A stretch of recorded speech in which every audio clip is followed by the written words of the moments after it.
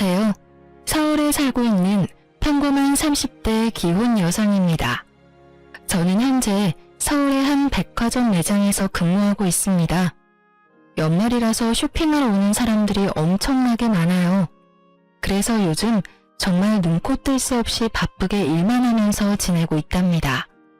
오늘은 모처럼 휴일이라 집에서 쉬다가 우연히 사연 라디오를 듣게 됐는데요. 정말 세상 별별 사연이 다 있더라고요. 그런데 제가 결혼하고 직접 겪은 일들도 만만치가 않아서 제 이야기 보따리도 이곳에 한번 풀어보려고 합니다. 혹시 여러분은 연말과 연초 어떻게 보낼 계획이세요? 저는 12월 열심히 일하고 1월에 남편과 겨울 춘천 여행을 가기로 했습니다. 춘천에 시숙과 이혼한 형님이 가게를 하나 오픈했거든요. 사실 오픈한 지는 꽤 됐는데 제가 바빠서 못 갔어요. 처음에는 남편과 제주도로 겨울 여행을 가려고 했었는데 기왕이면 여행 가는 김에 형님도 만나려고 춘천으로 변경했어요. 사실 저는 이혼한 형님과는 언니 동생 하면서 둘도 없는 친자매처럼 지내고 있거든요. 아, 제가 형님 가게에 왜 남편이랑 가냐면요. 지금부터 제 사연 들어보면 충분히 이해 가실 거예요. 저는 그렇다 쳐도 저희 남편까지 이혼한 형수랑 거리낌 없이 얼굴 보고 지내는 데에는 그만한 이유가 있거든요. 그리고 혹시라도 당사자가 내키지 않을 수도 있을 것 같아 미리 사연 보내도 되냐고 언니한테 전화로 허락도 받았습니다. 언니가 오히려 자기 대신 속 시원하게 좀 밝혀달라고 부탁하더군요. 그럼 지금부터 떠오르는 대로 차근차근 여러분께 말씀드리겠습니다.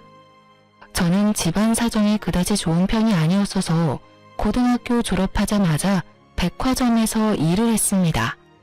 지금은 제가 화장품 매장에서 일하지만 결혼 전에는 명품 매장에서 일했어요.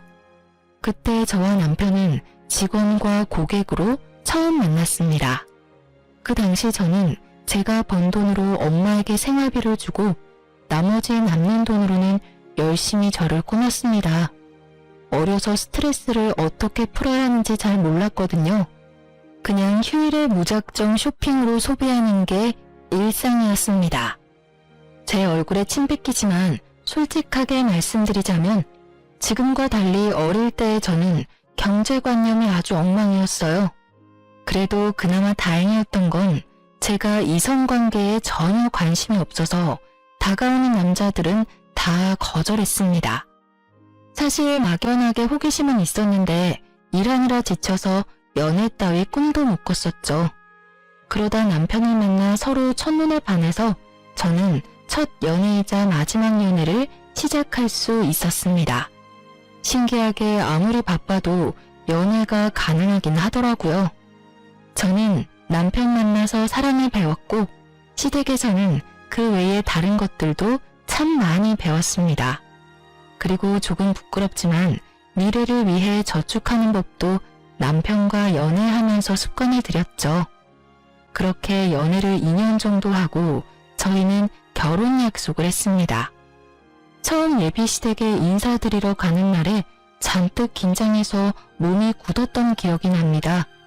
예비신부가 엄청 표독스러운 얼굴로 저를 한번 노려보더니 이내 안 좋은 말들을 쏘아붙이더라고요. 엄마, 우리 왔어요. 어머님, 안녕하세요. 처음 뵙겠습니다. 어머나, 누가 어머님이야? 말 조심해요, 아가씨. 이놈아, 넌 하다하다 이제 백화점에서 일하는 여자애 꼬셔서 집에까지 데리고 오냐? 넌 어떻게 생겨먹은 놈이 여자의 얼굴이면 다 되는 거야? 아니 조건 같은 건 따질 생각이 없는 거냐? 결혼이 애들 장난이냔 말이야. 아이고 데리고 온 여자의 수준 봐라. 아주 머리부터 발끝까지 명품으로 치장을 했구만. 겉이 화려하면 못하냐? 아무리 그래도 속은 못 바꾸지. 어머니 그래도 처음 보는데 말이 너무 심하잖아요. 윤진이는 그냥 엄마한테 잘 보이려고 꾸미고 온 거라고요. 말이 심하긴 뭐가 심해? 어른 처음 만나는 날에 저렇게 과하게 나타나는 게 정상이냐? 난 저 아가씨 어디 TV쇼에 출연하러 온 줄 알았다. 화장은 또 얼마나 짙은지. 난 너 몇 년 잠잠하다가 결혼하래 데리고 온 데서 이제야 네가 정신 차렸나 싶어서 잔뜩 기대했어. 근데 어디 저런 인물을 데리고 와? 감히 우리 집안에 가당키나 한 줄 알아? 그리고 어른한테 인사로 가는데 여자애가 뭣도 모르고 저렇게 과하게 꾸몄으면 너라도 말렸어야지. 으이그 속 터져. 아이고 내 팔자야. 죄송합니다 어머님. 제가 너무 잘 보이고 싶은 마음에 과하게 꾸몄나 봐요. 다음에는 꼭 단정히 오겠습니다. 어머 아가씨, 나한테 어머님이라 부르지 말라니까요. 내 아들이랑 얼마나 만나다 헤어질지 모르겠지만요. 아가씨랑 나 사이에는 다음은 없네요. 그러니까 험한 꼴 더 당하지 말고 돌아가요. 저는 그때 처음 겪는 상황에 너무 놀라고 무서웠습니다. 아무래도 저는 남편과 학력 차이도 나고 모든 면에서 스스로 부족하다고 생각하고 있었거든요. 자존감이 떨어져 저도 모르게 겉모습을 과하게 꾸몄던 것 같아요. 첫사랑이자 마지막 사랑인 것 같은 남편을 절대 놓치고 싶지 않았거든요. 그런데 아무것도 못해보고 겉모습 때문에 예비 시모의 미움을 사버리고 결혼을 못하게 될까봐 너무 무서웠어요. 예비 시모가 반대하니까 헤어지자고 할 줄 알았던 제 남편은 뜻밖에도 다 본인이 부족해서 제가 심하게 욕먹는 거라며 울면서 제게 사과했습니다. 오빠 미안해. 아니야, 네가 왜 미안해. 우리 엄마 저러는 거 다 나 때문이야. 엄마한테 그런 모진 말 듣게 해서 내가 미안해 윤진아. 네가 아니라 내가 부족해서 그래. 다 내 잘못이야. 우리 엄마 저렇게 화난 건 너한테 이유가 있는 게 아니라 과거에 내가 하고 다닌 행동들 때문에 그래. 남편은 저랑 6살 차이가 나는데 저보다 연애의 경험 많은 건 알고 있었어요. 처음 만날 때부터 자기는 여자를 엄청 많이 만나고 다녔다고 고백했거든요. 그런데 그 자세한 내막은 저도 몰랐습니다. 판도라의 상자를 열고 싶지 않았으니까요. 남편은 예비 시모가 노발대발하자 그제서야 제게 울며 자세한 내막을 털어놓는 겁니다. 남편은 집이 꽤 살았어서 백수로 오래 지내며 시부모 돈 펑펑 쓰면서 많이 놀러 다녔대요. 노는 걸 너무 좋아해서 남들보다 늦게 자리 잡았다 하더라고요. 그래서 시모가 남편을 늘 한심하게 바라보았다 합니다. 그런데 남편 얘기를 들어보니 본인 나름대로의 아픔이 또 있더라고요. 남편이 어렸을 때 시부는 늘 바람을 폈고 그는 엄마가 우는 모습만 보고 자랐대요. 그래서 더 사랑을 안 믿고 여자도 막 만나고 다녔다 합니다. 애초에 결혼을 안 할 생각으로 이 여자 저 여자 만나고 다닌 거죠. 시부가 너무 미운데 그나마 할 수 있는 복수가 인생 막 살고 돈 막 쓰는 거라 생각해서 아주 철없이 놀고 먹었다네요. 그때 치기 어린 남편이 엄마의 아픔까지 신경 쓸 여를이 없었던 거죠. 시모는 네 아빠처럼 넌 여자를 너무 좋아한다며 남편을 언제나 탐탁치 않게 생각했다고 해요. 시모에게 제발 형 하는 행동 반만 닮으라는 말을 수없이 들었다 합니다. 그러다 시부가 돌아가고 나서야 정신 차린 남편은 저를 만나서 결혼까지 결심한 거죠. 처음 시숙을 봤을 때는 남편이랑 정반대의 이미지라 저도 조금 놀랐습니다. 남편은 얼굴에도 조금 장난기가 서려있는 사람이었는데 시숙은 얼굴부터 차림새 전부 점잖아 보였거든요. 하지만 나중에 직접 겪어보니 전혀 그렇지는 않더군요. 시숙은 겉모습과 속이 아주 다른 사람이었어요. 하지만 형님만큼 겉과 속이 일치하는 사람이었습니다. 반대하는 결혼 둘이 알아서 해보라고 시모가 내쳤지만 남편과 저는 허락을 받고 싶어서 시모에게 계속 문을 두드렸습니다. 그러던 중에 저는 처음 형님과 마주했어요. 형수님 계셨네요? 형이랑 같이 왔어요? 도련님 오셨어요? 형은 아직 회사에 있고 어머님은 지금 잠시 통화하러 방에 들어가셨어요. 밥 먹으러 놀러 오라고 해서 잠깐 혼자 놀러 왔는데 혹시 도련님 여자친구 윤진 씨라고 했죠? 어머 반가워요. 이야기만 듣다가 이렇게 처음 만나네요. 어쩜 너무 화사하고 예뻐요. 도련님이 첫눈에 반할 만한데요. 형수는 또 부끄럽게 그런 얘기를 왜 해요? 안녕하세요. 이렇게 반겨주셔서 감사합니다. 아니 뭐냐? 재혁이 너 또 언제 온 거야? 만나기 싫다는데 넌 왜 자꾸 내 집에 저 아가씨를 데리고 오는 거냐? 엄마, 사람 앞에 두고 진짜 왜 그래요? 끝까지 반대한다 하셔도 저희 결혼할 거예요. 그럼 내 허락 없이 하면 둘이 결혼하면 될걸. 이렇게 찾아와서 고집 부리는 이유가 뭐야? 네 형수 모처럼 나 만나러 집에 왔는데 너랑 네 여자친구가 우리 시간 다 망치는구나. 어머님, 저는 괜찮아요. 도련님도 얼른 장가가야 하잖아요. 저는 도련님 여자친구 처음 봐서 너무 신기하고 좋은데요. 아가, 저놈 편 들어주지 마라. 아이고, 내 정신 좀 봐라. 너 저번에 먹고 싶단 오이소박이 내가 해놨으니까 쟤들 보내고 얼른 누룽지 끓여서 우리끼리 먹자. 첫째 며느리에게 알콩달콩 귓속말하는 예비시무를 보면서 참 부럽기도 하고 저는 미움받는 입장이니 묘한 감정이 들었어요. 그런데 그때 먼저 형님이 제게 손을 내밀어 주더라고요. 어머, 정말요? 그럼 다 같이 먹어요, 어머님. 윤진 씨, 도련님, 아직 밥 안 먹었죠? 아니, 얘는 우리끼리 먹자니까 그러네. 에이, 제가 만든 건 아니지만 어머님 오이소박이에 저 엄청 자부심 있잖아요. 저만 그 맛 알기는 아깝죠. 그리고 다 같이 먹으면 더 맛있지 않을까요? 그럼 뭐 둘 다 안 먹었으면 다 같이 한술 뜨던지. 네, 저도 너무 먹어보고 싶어요, 어머님. 감사합니다. 어머님이라고 부르지 말라니까 그러네. 에이, 어머님, 그럼 윤진 씨가 부를 만한 호칭이 없는데요. 어머님한테 언니라고 부를 순 없잖아요. 아이고, 넌 또 뭔 똥딴지 같은 소리냐? 내가 첫째 너 때문에 웃는다. 어머님, 누룽지는 제가 끓일 테니까 좀 앉아 계세요. 모두에게 밝게 웃어 보이는 형님의 첫인상은 화장기는 없었지만 반짝거리고 선해 보였습니다. 그래서 그날 이후로 꾸미기 좋아했던 저는 형님의 모습을 롤모델 삼아 거치대를 전부 포기하고 수수하고 아주 검소하게 다녔습니다. 저도 화장빨 말고 저 자체로 빛나는 사람이 되고 싶더라고요. 그렇게 만날 때마다 점점 바뀌어가는 제 겉모습에 예비 시모의 문초리도 점점 부드럽게 변해가더라고요. 저는 귀엽고 노력한 끝에 점수를 딸 수 있었고 결혼 허락까지 받을 수 있었습니다. 막 축복을 받는 결혼까지는 아니었지만 반대하는 결혼이 아니라는 사실만으로 저는 너무 행복했어요.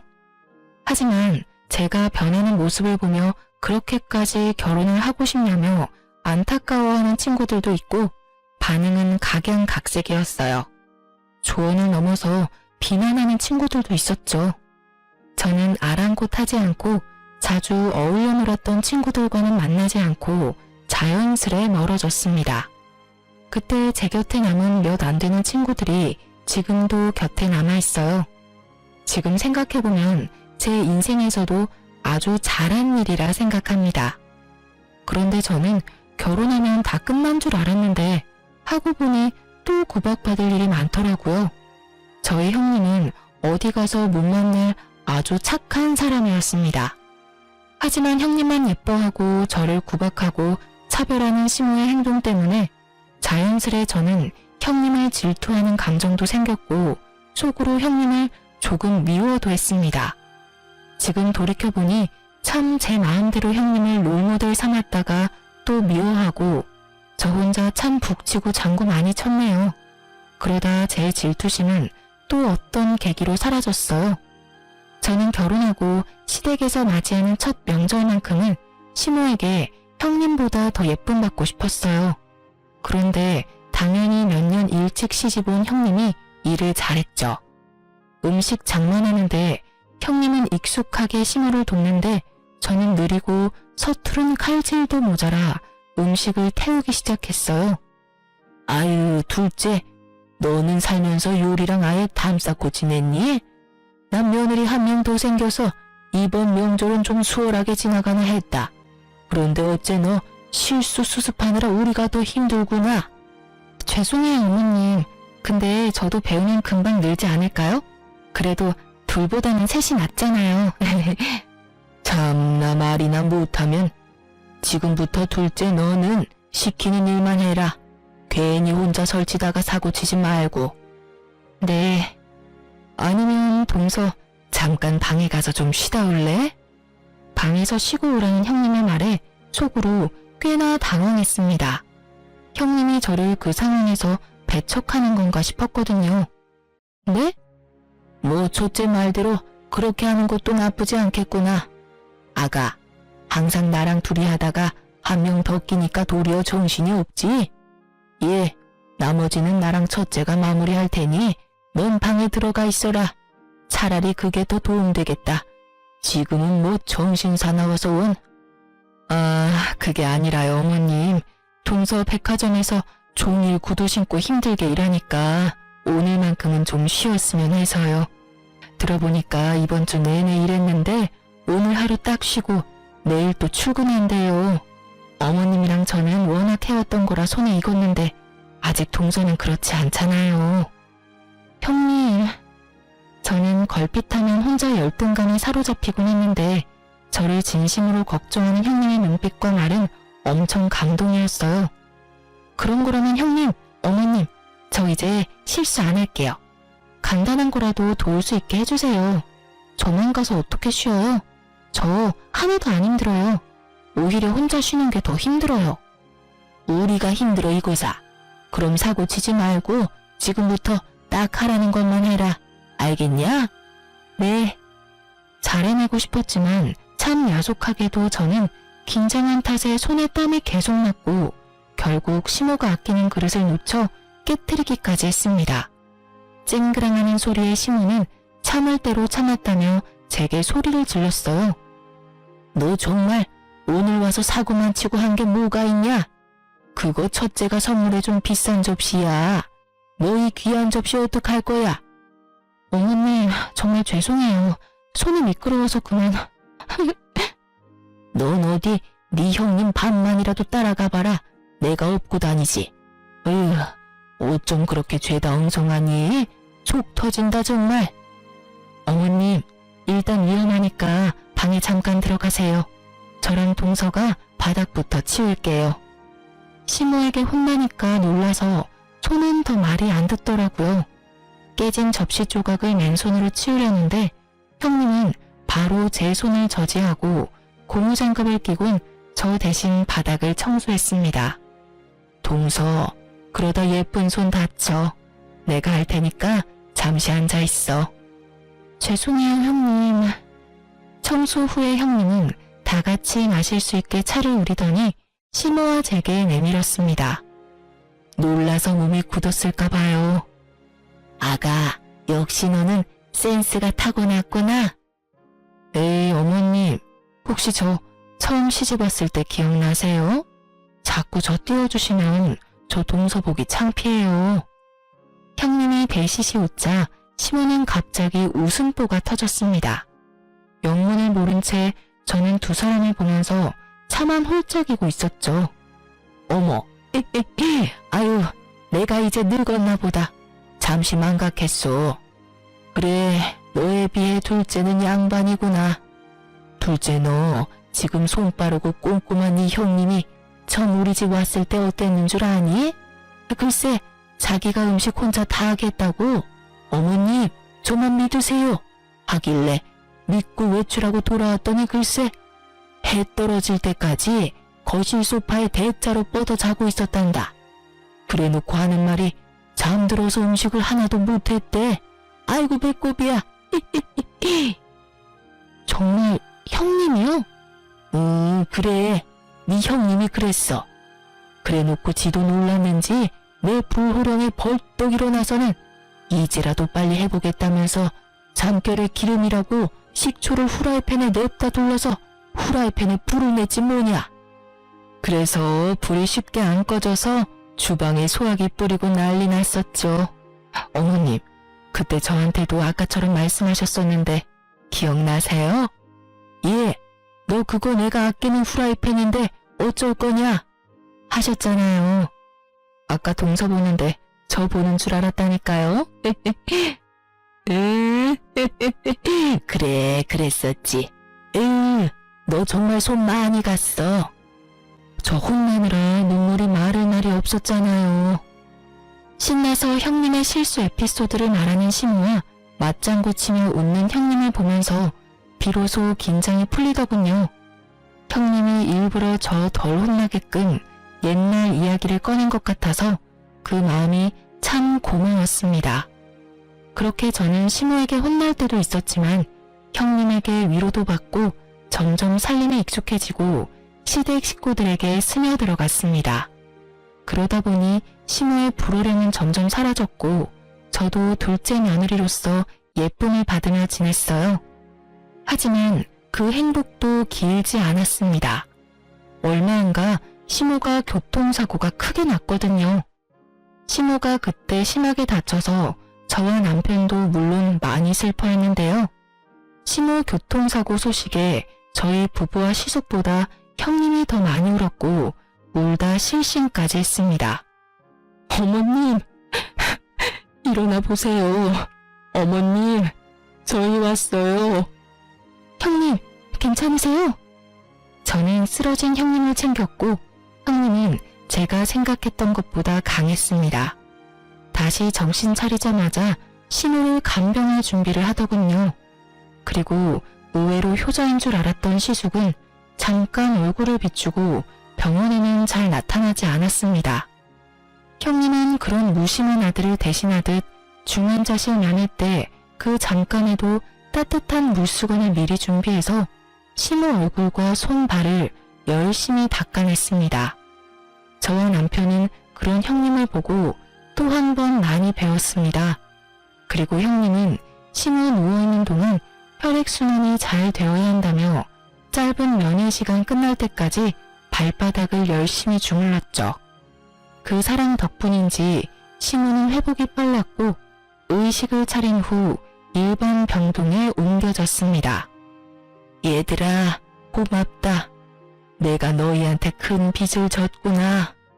빚이라니 어머님, 그런 말씀 마세요. 당연히 저희가 해야 할 도리를 한 거니까요. 어머님, 저희들 다 너무 걱정했는데 특히 형님이 어머님 정말 열심히 간호했어요. 첫째 아가도 둘째 아가도 다들 고맙구나.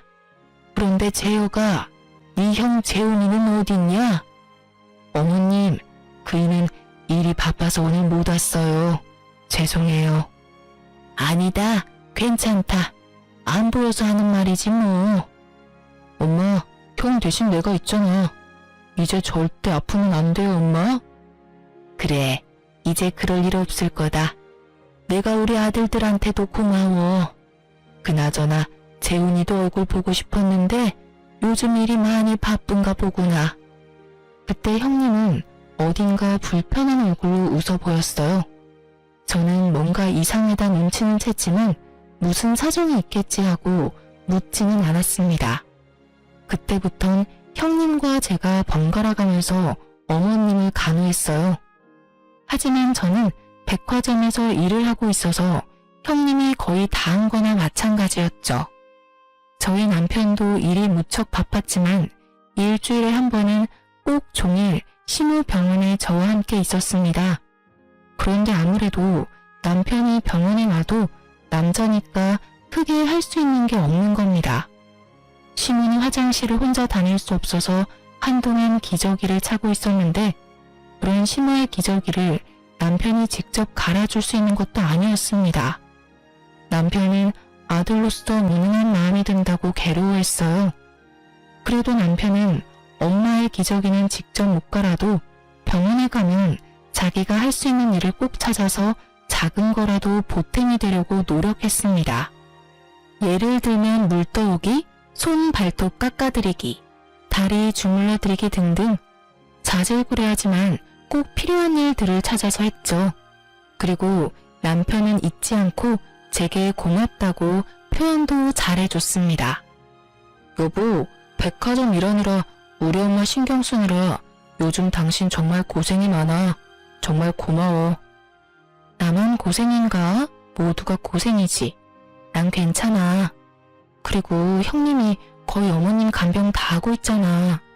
그나저나 형님 요즘 얼굴이 너무 수척해졌던데 걱정이야. 그럼 내일은 잠깐이라도 당신이 형수랑 몸보신할 겸 밖에 나가서 맛있는 거 사 먹고 와. 잠깐은 나 혼자 엄마 옆에 있어도 되지 않을까? 그래, 좋은 생각이네. 그렇게 저는 남편과 어머님을 보러 갔는데 시모는 갑자기 아들 낳아봤자 키워봤자 다 소용없는 거라고 한숨을 깊게 내쉬었습니다. 다 소용없어. 나도 딸을 낳았어야 하는 건데. 엄마, 듣는 아들 섭섭하게 왜 그러셔? 오늘 컨디션 많이 안 좋아요? 이 여사 왜 이러실까? 우리 어머님 욕심 너무 많으시다. 이미 형님이랑 제가 딸이잖아요. 분위기를 풀어보려는 저와 남편의 노력에도 시모는 좀처럼 웃질 않았고 얼굴이 어둡더라고요. 시모 얼굴에 드리워진 그늘과 근심이 얼굴 콧배기도 안 비추는 시숙 때문이란 걸 형님을 통해 뒤늦게 알았습니다. 아까 아침에 어떤 할머니가 어머님한테 며느리는 둘인데 왜 아들은 하나냐고 했거든요. 그 말에 빈정이 많이 상하셨나 봐요. 형이 병원에 잘 안 와요? 그때 한 번 오고 안 오네요. 그 사람이 내 말은 통듣지를 않아서요.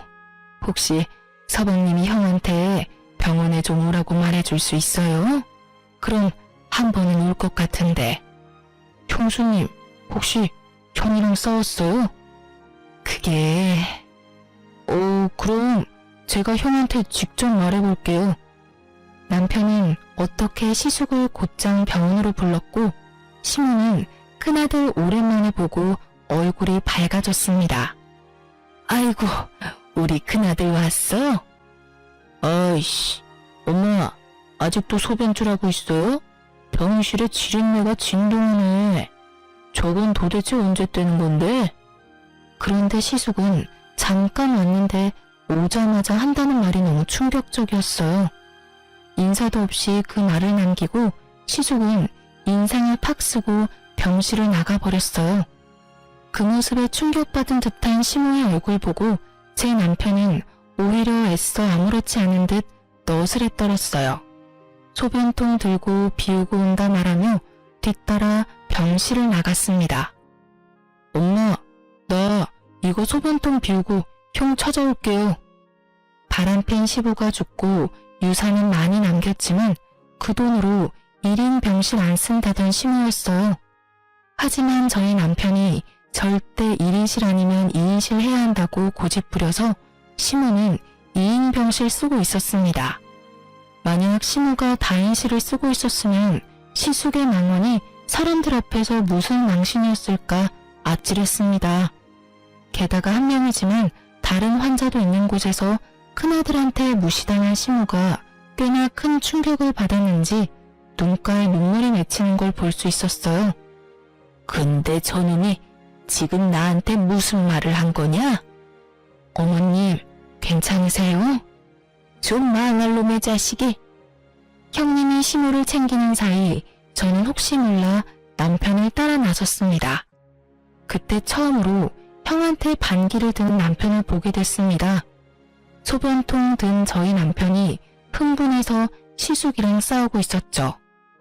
야, 너 어떻게 말을 해도 그따위로 해? 형한테야? 너? 참나. 너 내가 경고하는데 위아래 구분 똑바로 해, 이 자식아. 아, 넌 뭐 위아래가 있어서 아픈 엄마한테 지린내가 어쩌고 막말했냐? 이제 엄마 멀쩡해 보이니까 2인실 못 쓰게 해라. 뭐? 너 지금 뭐라고 했냐? 간호사한테 당장 다인실로 옮겨달라 해. 노인네 저렇게 병원비 쓰는 만큼 나랑 네가 받을 유산 줄어드는 거야. 너 정신 바짝 차려라. 엄청난 말을 하면서도 변화없는 시숙의 얼굴을 보니 꼭 소시오패스가 따로 없었습니다. 결국 남편이 형의 멱살까지 잡아버렸고 저는 놀라서 남편에게 달려갔습니다. 여보! 근데 이 자식이 이거 안 놔? 그런데 저보다 한 발 빨리 형님이 달려갔죠. 저희 남편이랑 금방이라도 치고 받고 싸우려는 시숙을 보고 일침이 가하는 형님이었습니다. 당신이 잘못한 거 맞잖아. 왜 서방님을 때리려고 해? 가족들 앞에서는 적어도 돈 욕심 티 안 낼 수 없어? 창피하다 정말. 형님의 말에 시숙은 싸늘하게 비웃으며 말했습니다. 네가 뭔 상관이야? 이제 이 집안이랑 상관도 없는 게 어디서 질척거리고 있어? 저리 안 꺼져? 시숙의 말에 순간 남편과 저는 벙찌고 말았고 다시 한번 다인실로 옮기라는 경고를 남기고 시숙이 사라지자 형님은 아이처럼 주저앉아서 엉엉 울었습니다. 나 어떡해요 서방님. 동서 나 어떻게 살아 이제? 형님 왜 그래요? 무슨 일 있어요? 형수 왜 그래요? 저는 아니 형이 형수님한테 왜 저렇게 말해요? 서방님 형 어떤 젊은 여자랑 바람났어요. 당장 이혼하재요. 네? 형님은 시숙이 바람피는 걸 알면서도 지금까지 살뜰히 심호 병수발 들고 있었던 겁니다. 바람 펴놓고 당당하게 이혼하자는 시숙이었는데 형님은 아픈 심호 충격받을까봐 합의 이혼하는 조건으로 잠시 이혼도 미루고 있었습니다. 소송 이혼으로 해도 모자랄 판이었는데요. 절대로 형한테 쉽게 이혼 도장 찍어주지 마요 형수. 나 이제 어떡하죠? 며칠 전에 이미 찍었어요. 어머님한테 당장 말한다고 해서 더 이상은 미룰 수가 없었거든요. 네? 형수 바보예요? 바보냐고요? 분하긴 하지만 갑자기 이혼 사실 알려서 어머님 쓰러지기라도 하면 어떡해요? 그렇게 바보같이 미련한 형님을 보고 저와 남편이 도리어 울먹였네요. 잠깐 울고는 다시 초연한 얼굴로 시모가 상처받는 건 싫다는 형님이었습니다. 아무리 합의 이혼을 했어도 상간녀 소송이라도 걸어야 해요. 어떻게 해서든 방법 다 총동원해서 바람난 놈 엿먹어야죠. 제가 도울게요. 맞아요. 형님, 저도 남편 딸은 뭐든 도울게요. 어떻게 이렇게 예쁘고 착한 형님을 두고 바람이 나요? 고마워요. 저희 부부는 형님과 변호사를 만나서 상담도 하고 이런저런 계획을 세우고 있었는데 시숙은 초스피드로 형님이랑 합의 이혼하자마자 재혼을 했습니다. 어떻게 알았냐고요? 시숙이 직접 당당하게 말하더군요. 시숙이 갑자기 중요하게 할 말 있다며 저희 부부를 상간녀와 식사 자리에 불러냈거든요. 아니 젊은 여자랑 바람난 거 무슨 자랑이라고 아주 동네방네 소문내려고 결혼식도 올린다 하더라고요. 뭐가 급한지 시숙은 벌써 혼인신고도 올렸고 요란하게 결혼식 준비도 하고 있더라고요. 안녕하세요. 우리 자기한테 말씀 많이 들었어요. 얼굴에 철판이라도 깔았는지 아무렇지 않게 저와 남편에게 해맑게 인사하는 상간녀 보고 저와 남편은 보란듯이 투명인간 취급을 해줬습니다. 급한 일이라더니 이런 자리에 왜 불렀어? 결혼 전에 인사 나누려고 불렀지. 우리가 한가해 보이나 봐? 그리고 내가 왜 형 상간녀한테 인사까지 해야 하지? 네? 너 말 조심해. 내가 뭘? 듣는 귀들도 있는데 상간녀라니? 어머 아주버님, 상간녀를 상간녀로 하지. 그럼 뭐라 불러요? 재수씨. 언제는 그쪽이라더니 이제야 저를 재수씨라고 불러주시네요. 우린 보이는 그대로 말했는데 뭐가 문제인지 모르겠네. 그리고 엄마는 병원에 아직도 계시는데 형은 뭔 생각으로 우릴 여기 부른 거야? 진짜 제정신 아니지? 삐딱하게 구는 것도 정도껏 해. 이제 가족이라곤 너랑 나랑 둘뿐인데 서로 의지하고 살아야지 않겠어? 뭔 개소리야 그게. 우리 엄마 멀쩡히 살아있는데. 죄송하지만 저는 형제끼리 싸우면 관심 없어요. 그냥 다 같이 잘 지내고 싶거든요. 물론 동서랑도 잘 지내고 싶고요. 우리 형님은 어머님 병원에 있는데 당신 지금 누구 보고 동서래? 진짜 뻔뻔하네. 상간녀 주제. 부부가 합심해서 적대적이네요. 자기야, 나 슬슬 화내려고 하는데요. 언제까지 여기 있어야 해요? 일단 오늘 두 사람 부른 건 내 결혼식에 올 가족이 두 사람 뿐이잖아. 와서 자리 좀 채우라고. 형, 아까부터 왜 엄마 없는 사람 취급하냐니까? 그럼 노인네 소변줄 달고 결혼식 오라 해? 진짜 아주버님 그렇게 안 봤는데 정말 이기적이네요. 우리가 왜 참석해야 해요? 전 절대 그 결혼식 안 가요. 그럼 재주씨는 오지 말던가요. 됐고, 야, 너만 와. 아니, 나한테 가족은 지금부터 형 제외하고 딱 3사람이야. 엄마, 이 사람, 형수. 네가 엄마 없는 사람 취급하니까 나도 지금부터 너 없는 사람 취급해줄게. 뭐라고? 안 그래도 상간녀 소송 들어와서 골치 아픈데 너까지 머리 아프게 하지 마. 어머머, 여보, 아주버님 모르셨나봐. 우리가 형님 도와서 소송한 건데 말이야. 뭐라고요? 참나 기가 막혀서. 자기야, 가만히 듣고만 있을 거야? 아니, 있어봐봐 좀. 지금 재수씨가 말한 거 다 사실이야? 그래, 내가 배신당한 불쌍한 형수님 도왔다. 형, 너 그러다 천벌받아. 너 진짜 돌았냐? 형제지간 배신하고 남인 네 형수 도와주는 게 말이 돼? 엄마가 알면 가만 계시겠냐? 정말 양심도 없다. 형수는 남인데도 아픈 우리 엄마, 자기 엄마처럼 지극정성으로 간호했어. 엄마가 형 너 바람난 거 알면 누구 편 들까? 너 정말? 아니, 동생이 저렇게 나대는데 자기는 멍청하게 당하고만 있을 거야? 탕간녀는 씩씩거리더니 저희 남편에게 갑자기 물을 뿌리려고 하더군요. 저는 그대로 물잔을 낚아채서 먼저 상간녀에게 물을 뿌려줬습니다. 어디 감히 내 남편한테. 이게 무슨 짓이에요? 당장 우리 형님 대신해서 머리채라도 쥐뜯어주고 싶은데요. 내 손 더럽히는 거 싫어서 손을 못 대겠네요.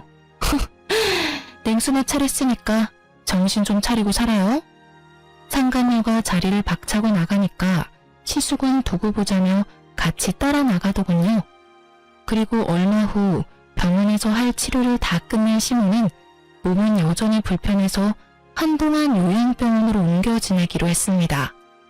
형님은 더 이상 병원에 오지 못했어요. 시숙은 이제 혼인신고도 해서 자기 부인은 따로 있으니 시모 옆에 있지 말라며 형님을 내쫓아버렸거든요. 상간녀 소송 때문에 열받아서 그런 듯 했습니다.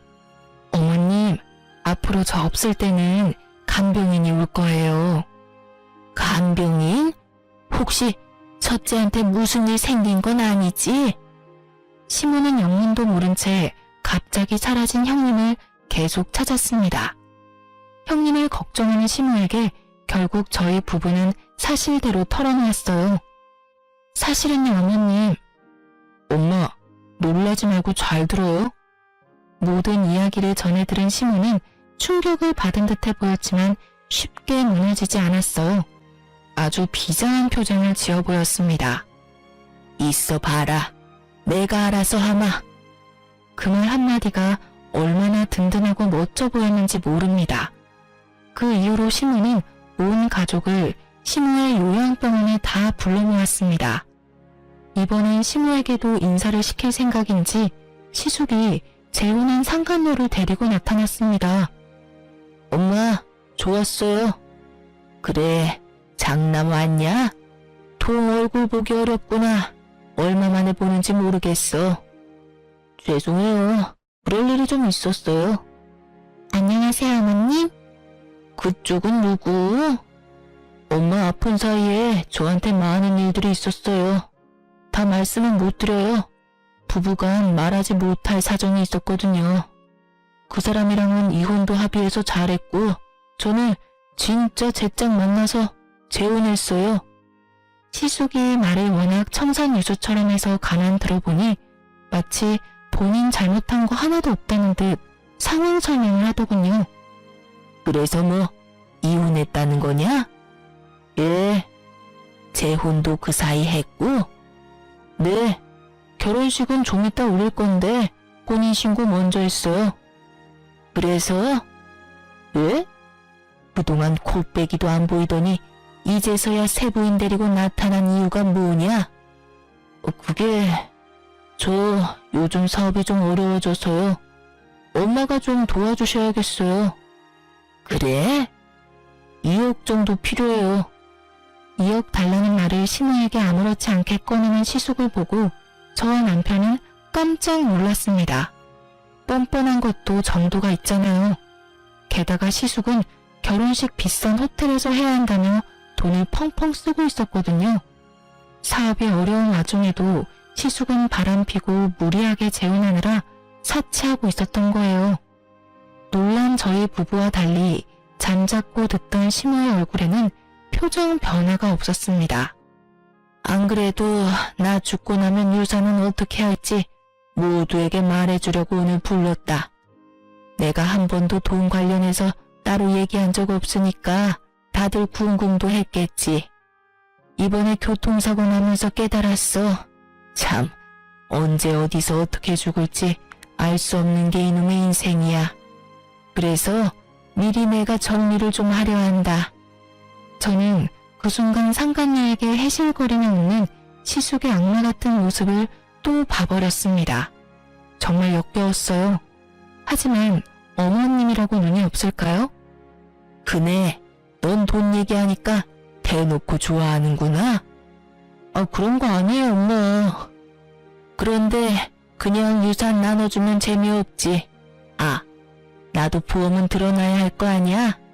내가 죽기 전까지 나 보살필 놈한테 더 많이 줘야지. 안 그러냐? 그럼 이제 말해봐라. 나 요양병원에서 퇴원하면 첫째, 둘째 중에 어느 집으로 가면 되냐? 그게... 시모의 말에 시숙은 머뭇거렸고 남편은 그런 시숙을 비웃었습니다. 엄마, 둘째 아들이 모실게요. 네, 어머님, 저희 집으로 오세요. 그러자 시숙은 아니라며 장남이 모시겠다 소리쳤죠. 무슨 둘째 집에 가요? 엄마는 장남이 모셔야지. 자기야, 그게 무슨 말이야? 나랑 상의도 없이 그런 게 어딨어. 그런 말은 전혀 없었잖아. 난 싫어. 상간녀가 눈치 없이 시숙에게 칭얼거리자 시숙은 참지 않고 불같이 화내더라고요. 어떻게 될지 모르니까 넌 좀 조용히 있어. 에휴, 젊은 아가씨가 아주 꽉 막혔네. 나도 태어나기 전까지 고민을 좀 해봐야겠어. 그럼 이제 내 수발은 아가씨가 될 건가? 재혼했으니까 말 편하게 할게. 지금 내 상태는 알고 있고. 네? 수발이라뇨? 계속 간병이 쓰는 거 돈 아깝잖아. 내가 전보다는 나아지긴 했는데 요즘 통 화장실 가기 전에 지려서 기저귀를 다시 차고 있어. 그래도 소변줄 뗀 게 어디야? 기저귀 갈아주는 거 어렵지 않지? 저는 그런 거 못해요. 차라리 간병인을 쓰세요. 얼굴 빨개진 상간녀가 머뭇거리며 못한다 했어요. 그러자 시모는 쌍심지를 켜고 상간녀에게 말했습니다. 왜? 집에 시어머니 모시는 것도 못하겠고 병원 와서 내 기저귀 가는 거 겨우 그것도 못하겠어? 그럼 도대체 네가 할 수 있는 게 뭐야? 원래 내 큰며느리는 더한 것도 했는데 넌 왜 못해? 그럴 거면 너 왜 내 큰며느리 자리를 꿰차고 있는 거야? 그러자 시숙은 귓속말로 상간녀에게 쏘아붙였습니다. 귓속말이라고 하기엔 너무나 목소리가 커서 다 들렸지만요. 아이씨, 말이라도 어떻게 잘해봐. 뭐라도 좀 해보라고. 내가 뭘 어떻게 해? 아니, 어떻게 내가 더럽게 당신 엄마 기저귀를 갈아주냐고. 그러려고 내가 이 결혼한 줄 알아? 시숙은 뭐라도 하라고 눈치 주고 상간녀는 못 참겠는지 빽 소리를 지르더군요. 그 모습을 지켜보던 시모는 깔깔깔 웃으면서 병실 침대 옆 쓰레기통에 있던 자기 기저귀를 꺼내 상간녀 얼굴에 던졌습니다. 더러워 진짜. 아줌마 미쳤나봐. 이게 뭐하는 짓이에요? 뭐 만났어요? 바람 피운 건 안 더럽고. 바람 아니거든요. 사랑한 거예요. 엄마, 진정하세요. 이혼하고 만난 거라고요. 바람 핀 거 아니에요. 바람? 뭔 말도 안 되는 변명을. 넌 바람까지 펴놓고 조광지쳐 한 푼도 주지 않고 매정하게 내쫓아? 쓰레기 같던 네 애비도 그러지는 않았다. 바람은 밥 먹듯이 폈지만 돈은 나한테 다 남겼어 이놈아. 네 애비보다 더한 악마 같은 놈아. 넌 오늘부로 내 자식 아니야. 그리고 내 며느리는 여전히 딱 2명이야. 지금 내 옆에 있는 둘째 며느리랑 지금 병실 들어오는 첫째 며느리. 그때 형님이 병실 문을 열고 들어오자 얼굴이 썩어가는 상간녀와 시숙이었습니다. 어머님, 저 왔어요. 네가 여기 어디라고 와? 어라? 옆에 그 남자는 누구냐? 그새 남자도 생겼어? 웃기게도 주제에 형님 옆에 있는 남자를 은근히 신경 쓰는 시숙이었죠. 난 어머님이 오라고 해서 왔는데. 어서 와라. 마침 타이밍 잘 맞게 왔어. 형님 옆에 서 있던 남자는 다름 아닌 시모가 부른 변호사였습니다. 이제부터 정리를 좀 해보자고. 땡땡동의 5층 건물은 둘째네 부부에게 주기로 하셨습니다. 엄마, 나는요? 큰아들은요? 변호사님, 제가 받을 건요? 현재 요사님께서 살고 있는 집 말고 따로 세주고 있는 지방 아파트가 한 채 있습니다. 변호사가 뜸들이며 누구 줄지 말을 안 하니 시숙은 초조한 얼굴로 재촉하더군요.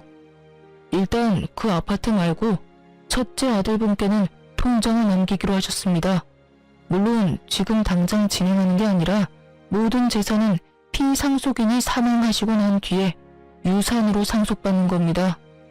알아요. 그러니까 내가 얼마나 받는데? 내 아들한테 미리 보여줘요. 네, 그럼 여기 통장. 변호사에게서 시숙이 화난 얼굴로 통장을 받아들고 상간녀랑 시숙은 금액을 확인했습니다. 일시, 백, 천만, 십만, 백만, 고작 200만 원? 뭔가 잘못된 것 같은데요? 시숙이 당황하며 재차 금액 다시 확인해도 200만 원이었어요. 금액이 뭔가 이상해요. 뭐가 이상해? 그게 딱 네 놈이 받을 돈인데. 엄마, 200이 아니라 당장 2억이 필요하다고요, 나는. 그 200만 원은 사실 병실에 지린내 난다며 병문안 못 오겠다던 그날 시숙이 어머님 통장으로 입금했었던 돈이었어요. 이 집구석 별꼴이야 정말. 돈은 많대서 이웃남이랑 결혼했는데 사업은 오늘 내일하고 받을 유산 많대서 기대했더만 가진 거 쥐뿔도 없는 놈이네 이거. 사기 결혼이야. 이혼해. 뭐? 잠깐 기다려봐. 뛰쳐나가는 상간녀의 세상 다 잃은 얼굴로 시숙은 무릎 꿇고 빌었습니다. 엄마, 나한테 왜 이러세요? 아들이 잘못했어요. 이제 장난 그만하시고요. 아파트는 나 줄 거죠? 한심하기 짝이 없는 이놈한테 내가 왜 아파트를 줘? 저 여자랑 당장 이혼할 테니까 제발 제목 유서는 제대로 남겨줘. 에이. 시모가 들은 척도 안 하자 시숙은 시모의 바지가랑이를 붙잡으며 말했습니다. 엄마, 그럼 아들 사업이라도 좀 도와줘요. 아까 말한 2억은 도와줄 거죠? 나 이러다 진짜 망해요. 2억? 2억이 누구 개 이름이냐? 맡겨놨어? 난 앞으로 나 먹고 살 돈이란 병원비밖에 없어 이제. 엄마. 변호사 선생님, 나 죽으면 작은 건물 말고도 나머지 남은 돈들이랑 내가 살던 집은 둘째한테 줄 거예요. 나 때문에 고생을 많이 했거든. 아파트는요 엄마? 아파트 있잖아요. 이미 난 네 조광지처한테 그 아파트 줘버렸는데? 네가 이혼 안 했음 그 아파트 팔아서 같이 썼겠지.